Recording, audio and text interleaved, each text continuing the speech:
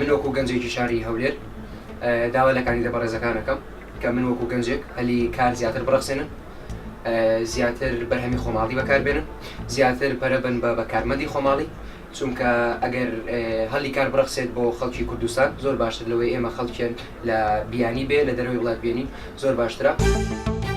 دەبێت خەڵک بەشدار بن بە دەنگدانێ و دەبێت ئەوێت کاندیدێت مەژی زیرەک بن و بچن هاریکاریە خەڵکی بکەن بەغدا لە دەربەی وڵاتی لە هەموو عەرضی دنیاە هاریکار بن. هیوادارین ئەو بەڕێزانەی کە هەلیان دژێرین بتوانن لە ئاست ئەو متمانە بن کە ئێمەی خەڵکی کوردستان دەتوانین دەنجیان پێ بدەین و دەنجیان پێ دەدەین و دەیان کەینە نوێنەری خۆیان بۆ پارلەمانی کوردستان، ئەوانیش بتوانن ئەو ئەرکەی کە پێیان دەست پێ بدرێ بە جوانترین شێوە بتوانن جێبەجێ بکەن و تۆزێک لە خەم و